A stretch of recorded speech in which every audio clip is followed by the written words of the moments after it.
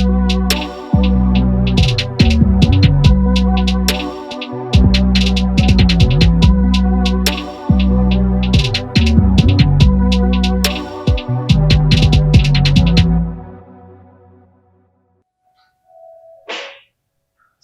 chers internautes, nous sommes dans le Titan Talk Show et aujourd'hui nous allons parler de l'entraînement et des problèmes de disponibilité.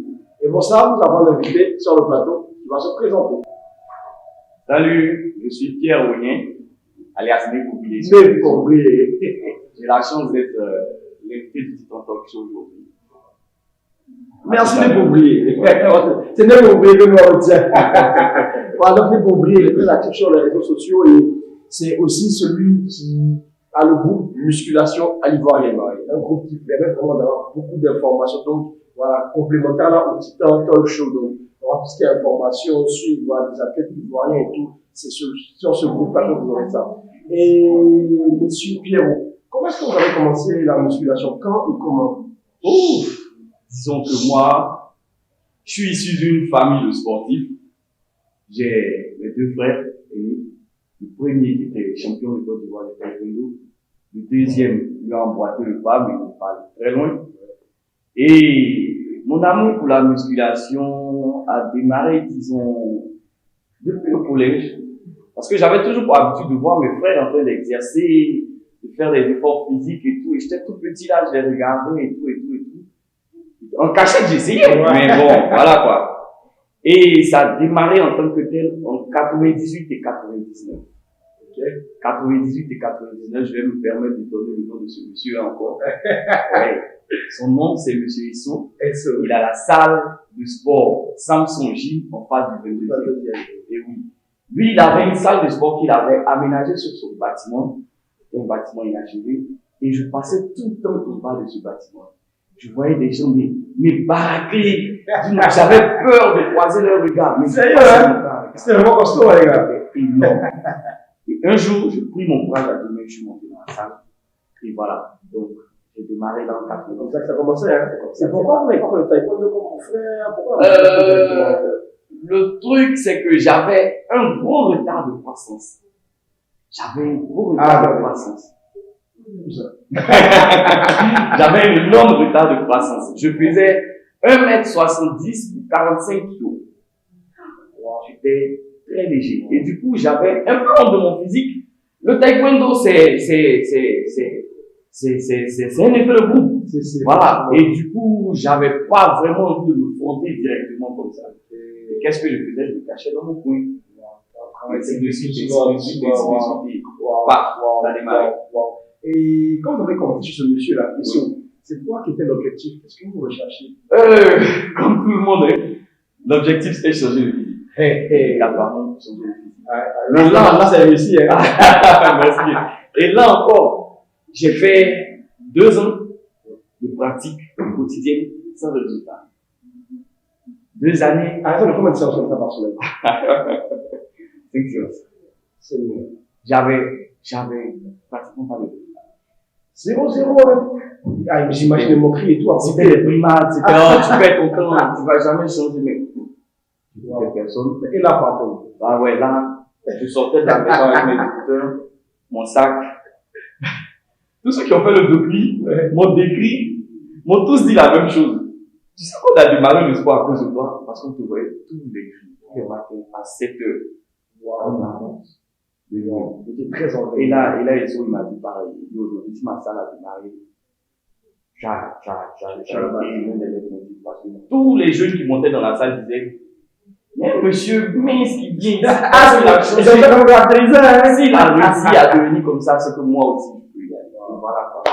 Donc, c'est après 2 ans que vous avez commencé à connaître les résultats. Vous n'avez pas lâché, hein. C'est top. Aussi, à côté, les gens disent souvent que la muscu, c'est pour les bons à rien. Donc, des gens qui font, qui voient des vagabonds. Ah oui, là, c'est. Qu'est-ce que vous pensez de ça? Là, c'est le plus gros préjugé de ceux qui ont peur, je dirais, de se frotter à la musculation. Pourquoi?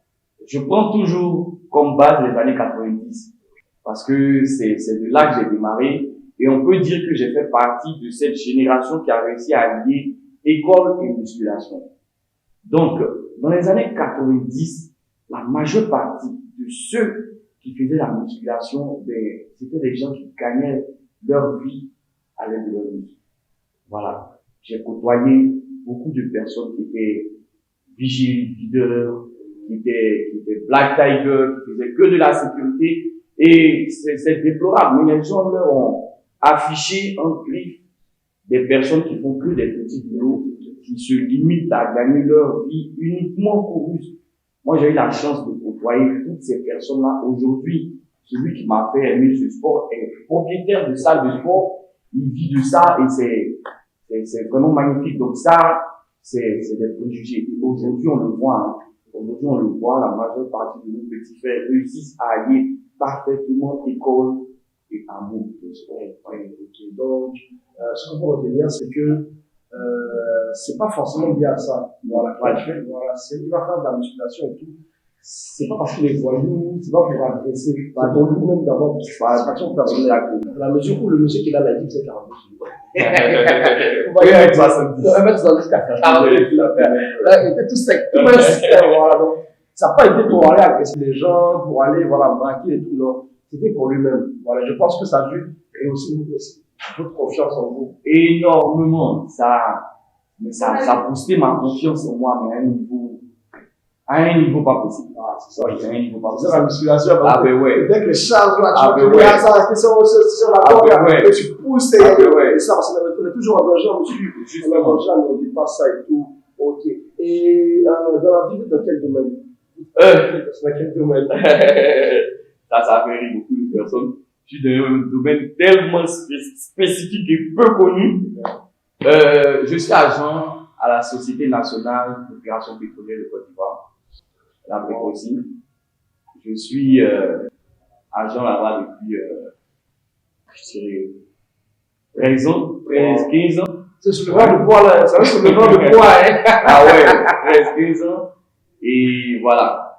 Donc là, j'ai me limiter à ça parce que si je rentre dans les détails, on va se faire. Effectivement. Donc voilà, vous voyez un peu, hein. Voilà, il fait de la muscu, il a des biceps, il a des pectoraux, il a des jambes, mais il travaille un peu aussi. Ouais. Donc c'est pas pour les vagabonds la musculation. Ouais. Aussi, est-ce que la musculation n'a pas été un frein dans votre ascension professionnelle? Je pourrais dire que c'est plutôt l'inverse. Mon ascension professionnelle a été un frein à mon évolution dans la musculation. Je vais dire pourquoi. Parce que quand j'ai commencé le boulot, c'était un peu difficile pour moi parce que j'attirais beaucoup de regards. J'évitais de me mettre en t-shirt, en polo, en chemise, en costume. Les fins de semaine où j'essayais, c'était « Ah, mais tu parles, mais tu savais pas, mais. » Bon, et tu vois, pour quelqu'un qui commence un boulot, c'était un peu gênant pour moi. Du coup, j'ai arrêté la musculation sur 7 ans. Sur 5 ans? 7 ans!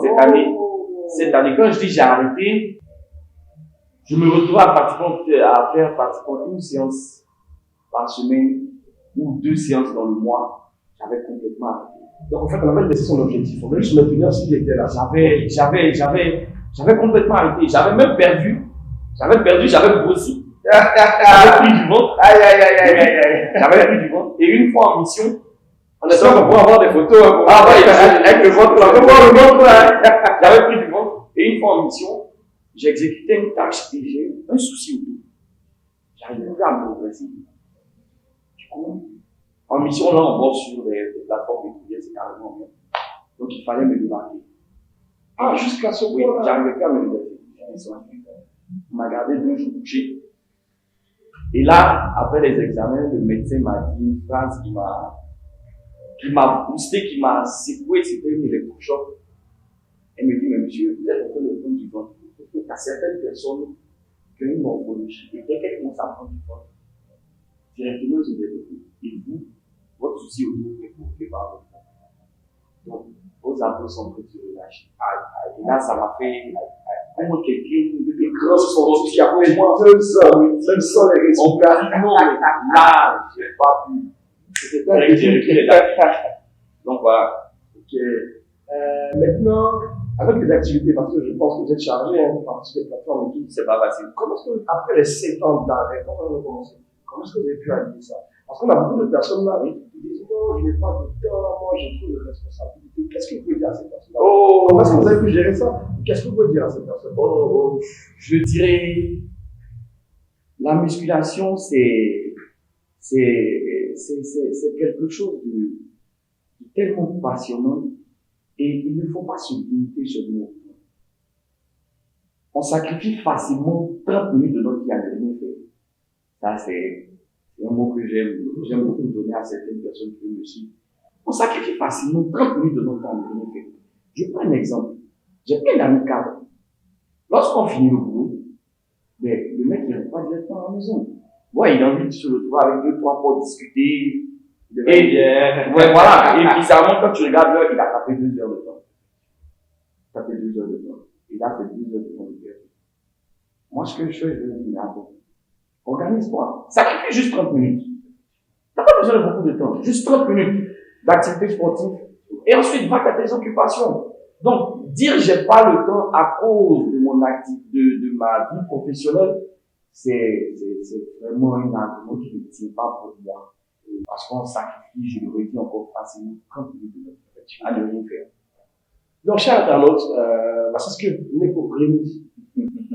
C'est juste une question d'organisation. Oui, organisation. Le temps, on l'a toujours. Si on veut l'avoir, on va l'avoir. Ah, ben ouais, c'est juste une affaire d'organisation.